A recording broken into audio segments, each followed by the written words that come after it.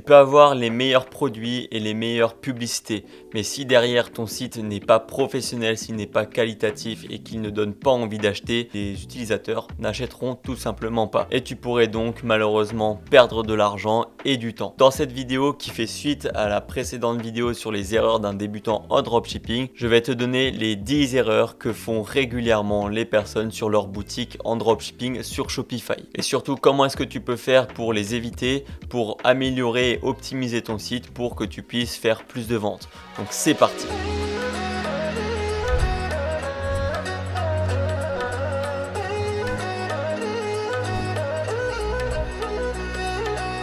Salut, moi c'est Théo, je suis entrepreneur depuis maintenant plus de 6 ans. J'ai créé le Storytheme qui est un thème Shopify optimisé pour le branding et la conversion. Tu trouveras plein de fonctionnalités directement intégrées qui te feront économiser en frais d'application Shopify. Il est 100% personnalisable avec ses nombreuses sections, que ce soit pour le mobile ou pour l'ordinateur. Il se trouve dans la description de la vidéo. Tu as 7 jours d'essai gratuit pour le tester et l'installer sur ta boutique. N'hésite pas à aller voir et puis sur ce, on va commencer sur le sujet de la vidéo. Comme je l'ai dit, il y a énormément de personnes qui font beaucoup d'erreurs sur leur boutique en dropshipping. Je l'ai vu quand j'ai fait beaucoup d'analyses de boutique. Donc ça, je l'avais fait sur TikTok, sur les réseaux sociaux et j'ai vu que tout le monde faisait les mêmes erreurs. Donc c'est pour ça que je vais en faire une vidéo avec les 10 erreurs les plus courantes. Alors bien sûr, je suis sûr que j'en ai oublié, que je pourrais en donner plein d'autres parce que des erreurs, il y en a beaucoup. Mais on va déjà commencer par ça et si tu es intéressé par une partie 2, n'hésite pas à le dire dans les commentaires. Commençons directement par la première erreur, c'est ceux qui y mettent des bannières qui veulent rien dire. C'est-à-dire que quand on arrive sur un site, la première chose qu'on voit, c'est la bannière. Mais si la bannière n'est pas impactante, qu'elle n'a aucun rapport sur le site internet, sur la marque, sur le produit, bah malheureusement ça va être une mauvaise bannière. Une bannière doit être impactante, il faut éviter de mettre bienvenue sur notre site, bienvenue sur nom de la marque, parce que ça j'en ai vu beaucoup avec des images qui n'ont rien à voir ou juste qui ne sont pas forcément optimisées. Donc du coup ça malheureusement je le vois trop souvent. Il faut essayer de mettre une phrase d'accroche, quelque chose qui donne envie, qui suscite l'intérêt de la personne pour justement continuer à naviguer sur ton site. Parce qu'il faut savoir qu'aujourd'hui l'attention est de moins en moins élevée, enfin la durée de l'attention, et c'est pour ça que il faut tout de suite essayer d'accrocher la personne avec une phrase impactante. Et ça me fait penser, alors c'est pas directement lié à la bannière, mais bon je vais l'inclure dedans, ça va être une erreur bonus, c'est les personnes qui font des headers beaucoup trop grands avec beaucoup trop d'informations. J'en vois qui mettent par exemple des gros logos qui prennent la moitié de la page sur le header et du coup en plus ils le mettent en sticky header, donc du coup quand on scroll il y a la moitié de la page qui est cachée par un header beaucoup trop grand, donc il faut faire attention à ça et aussi à ceux qui mettent beaucoup trop de liens dans leur menu. Du coup on va pouvoir passer à la deuxième erreur, c'est pour toutes les personnes qui ne finissent pas vraiment leur site, c'est-à-dire les personnes qui mettent plusieurs langues sur leur site, c'est-à-dire qu'ils vont vendre en France, donc il y aura la majorité des textes en français, mais ils vont oublier de traduire des textes. Tu sais pas pourquoi, le bouton ajout panier, ça va être écrit add to cart, ou bien ils auront des phrases parfois en anglais ou des images qu'ils ont repris d'AliExpress et qui n'ont pas traduit, donc du coup il y aura de l'anglais sur ces images là et tout ça c'est pas cohérent, ça fait pas professionnel et on n'a pas l'impression d'arriver sur un site sérieux de personnes qui vont vendre quelque chose de qualitatif. Ça fait plutôt arnaque, site créé vite fait, on ne pourra pas faire de vente malheureusement. La troisième erreur que je constate aussi, c'est beaucoup de personnes utilisent trop d'applications, mais quand je dis trop, c'est beaucoup trop. Il y aura une application pour les variantes, une application pour une pop-up, les applications pour le header, pour le panier, pour les bundles, pour créer une section, une application d'avis. Bon, l'application d'avis, je la conseille quand même. Mais bref, trop d'applications. Il y aura des pop-up qui arrivent de partout. Des applications pour des bannières cookies aussi. C'est trop, c'est juste beaucoup trop. Donc faut faire attention, il faut réduire au maximum les applications. Donc pour ça, j'ai créé du coup le Storytheme qui est du coup, comme je l'ai dit au début, un thème avec énormément de fonctionnalités intégrées qui évite justement d'avoir ces applications en trop, parce que justement quand on met trop d'applications, ça peut créer des bugs entre les applications, ça peut créer des bugs sur le thème, bref, ça crée énormément de bugs et ça ralentit le site. Donc, et utiliser le minimum d'applications, c'est ce que je conseille parce que voilà, il y en a, j'en vois avec des dizaines d'applications, faut éviter.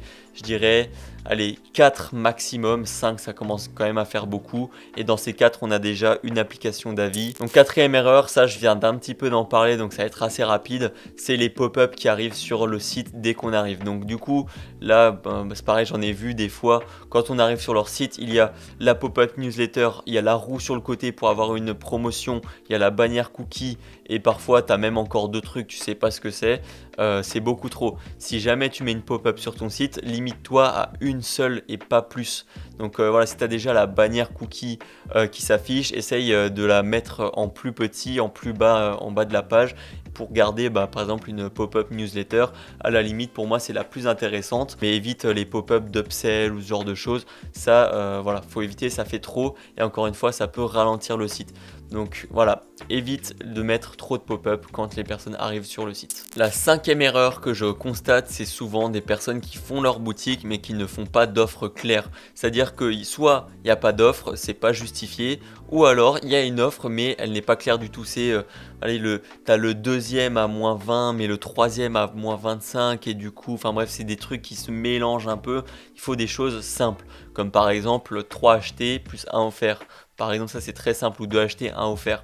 Ça, c'est des offres qui se font couramment et qui sont simples à comprendre parce que sinon, si c'est pas impactant, si la personne n'arrive pas à se visualiser la réduction qu'elle se fait, malheureusement, ben voilà, ça va moins convertir. Et avec tout ça, c'est bien de mettre un peu d'urgence, de mettre une date de fin à cette offre ou de délimiter, on va dire, par exemple en mettant les soldes, offre de Noël, offre de Nouvel An, offre de rentrée, offre d'été par exemple quand il y a une nouvelle saison. Enfin, ce genre de choses, il faut vraiment limiter ces offres pour pas se dire ouais bon bah c'est un truc qui dure toute l'année, je pourrais commander à un autre moment. Voilà, c'est pour ça que c'est très important de justifier ces offres et de mettre un tout petit peu d'urgence avec parcimonie pour ne pas trop abuser et pas que ça fasse fake. Donc vraiment fais attention de mettre ça en place. Encore une fois, si tu veux, tu peux utiliser le StoryTheme. Donc encore une fois, lien dans la description. Sixième erreur, c'est de ne rien mettre en place pour augmenter le panier moyen.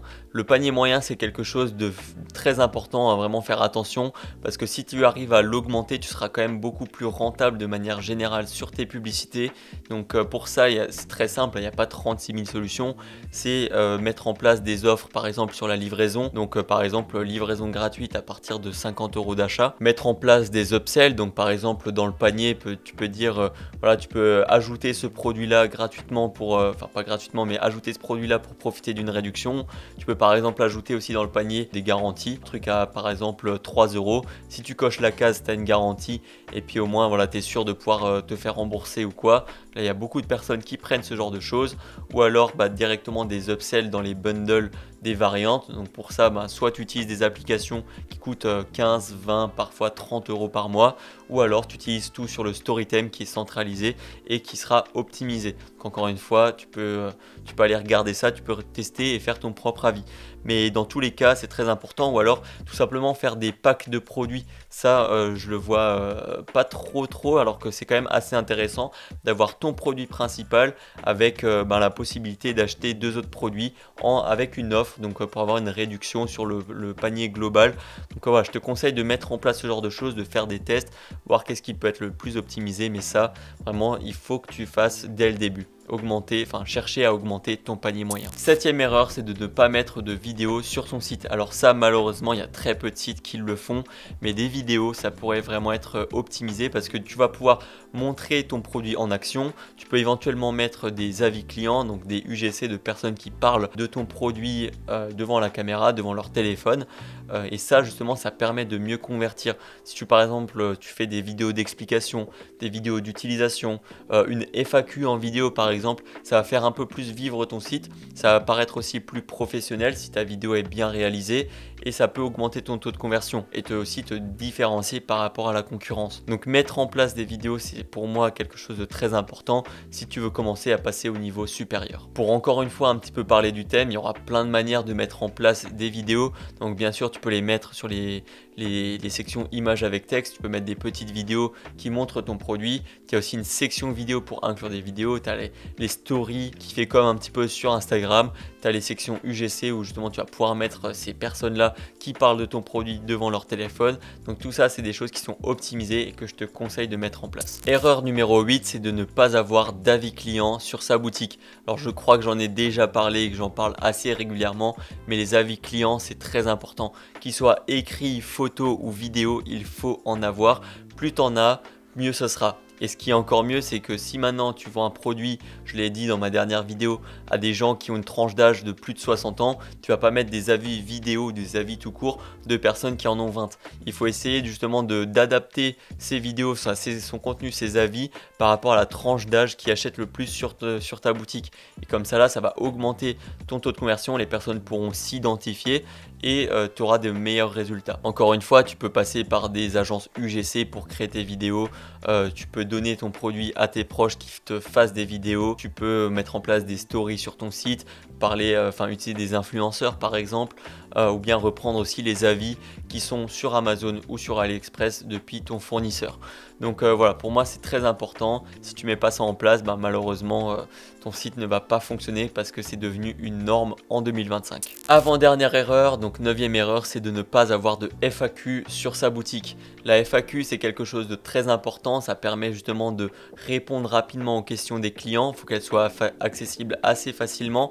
Généralement, on la met dans le footer, mais moi j'aime bien la mettre sur une page d'aide qui est située dans le header. Comme ça, si la personne veut contacter, elle aura limite d'abord accès à la FAQ avant d'accéder au formulaire de contact. Ça lui permet de trouver la réponse par elle-même et d'avoir du coup une meilleure satisfaction client. Donc la FAQ, il faut aussi la mettre de manière claire, avoir assez de questions, parce que si tu mets une FAQ de 3 questions, voilà, ça va pas paraître professionnel. Tu peux parler de ton produit, de l'utilisation de ton produit, ensuite des livraisons, des retours et des remboursements. Ça, c'est tout ce qui doit englober une FAQ. Donc voilà, je te conseille encore une fois de la mettre en place et de l'avoir bien visible pour que les clients puissent la voir avant même de te contacter. Parce que malheureusement, encore une fois, très peu de personnes font des vrais FAQ sur leur site. Normalement, la majorité des thèmes Shopify ont des FAQ, tu n'as pas besoin d'application. Donc voilà, je te conseille de regarder les sections. Par exemple, sur le Storytime, c'est la section contenu réductible. Dernière erreur dont je voulais parler dans cette vidéo, c'est les boutiques qui n'ont pas de cohérence visuelle. C'est-à-dire qu'il y aura un peu de différents styles sur toute la boutique. Tu auras des couleurs, par exemple, tu auras un bleu sur la page d'accueil mais un autre bleu sur la page produit, ou bien d'une section à l'autre. Ça, c'est assez dérangeant. Par exemple, tu vas par exemple avoir des images avec des bordures carrées et des boutons avec des bordures arrondies. Ça, encore une fois, c'est pas cohérent. Ou bien des images une fois avec un certain fond, un certain type de personne. Ça se voit que c'est une image faite d'une certaine manière, mais juste après, tu auras une image complètement différente qui ne reflète pas, on va dire, l'image de ta marque. Donc ça, c'est très important d'avoir de la cohérence. Garder les mêmes couleurs, essayer de ne pas faire n'importe quoi, j'ai envie de dire, et ne pas aussi utiliser des polices différentes pour chacune de tes sections. Ça paraît, c'est une grosse erreur. C'est qu'il y a des personnes qui mettent de l'italique pour les titres et les descriptions, mais qui vont mettre une police complètement différente pour dans la même section, par exemple. Ça peut arriver, donc il faut faire attention à ce genre de choses, garder une bonne cohérence. Aussi, il y a des personnes qui, je l'ai déjà vu, vont tutoyer sur la page d'accueil et vous voyez dans la description produit. C'est complètement incohérent. Il faut garder quelque chose d'assez naturel, fluide et, comme dit, cohérent sur toute ta boutique et même sur tes publicités et même dans ton service client. Donc c'est pour ça, je te conseille de faire attention à ça. Ça, pareil, très peu de gens font gaffe. Donc encore une fois, essaye de travailler là-dessus si jamais tu veux améliorer et optimiser ta boutique. Donc voilà, on arrive au bout de cette vidéo. Là, je t'ai donné 10 erreurs, mais même 11. Mais je suis sûr que je pourrais t'en trouver beaucoup plus. Si jamais une partie de t'intéresse, n'hésite pas à le dire dans les commentaires. Si maintenant, je devais te faire un petit récap pour avoir une boutique beaucoup plus optimisée pour la conversion et faire plus d'argent. Donc c'est avoir du texte et une bannière surtout impactant, avec quelque chose qui suscite de l'attention. Donc on évite les bienvenus sur notre marque, c'est complètement nul et ça marche pas. Avoir du coup un site cohérent avec les visuels, les couleurs, même les textes. Donc si jamais tu as une partie de site qui est en anglais, une autre partie en français, voilà, ça le fait pas. Donc essaye d'avoir quelque chose de cohérent. Évite les applications, donc tout ce qui est les pop-up aussi, ce genre de choses. Faut avoir trop de choses, c'est parfois pas bon. Il faut essayer de réduire justement pour garder quelque chose d'optimisé. Surtout avoir des avis clients et la FAQ, tout ça, ça peut englober une bonne expérience client et de la confiance aussi sur ton site, donc fais attention à ça. Et enfin, tes offres, c'est le plus important. Justifie tes offres, essaye d'augmenter ton panier moyen, mettre un peu d'urgence, etc. etc. C'est très très important. Donc voilà, c'est à peu près tout. Comme je t'ai dit, tu peux aller regarder le story time qui se trouve dans la description. Tu auras 7 jours d'essai gratuit pour le tester, pour créer la meilleure boutique possible. Et aussi avec tous les points que je t'ai donnés, tu peux normalement faire quelque chose de très bien. Donc encore une fois, je t'invite à aller voir. Si tu as des questions, n'hésite pas à les poser dans les commentaires. Et jusqu'à la prochaine fois, porte-toi bien, travaille bien et crois en tes rêves. Ciao!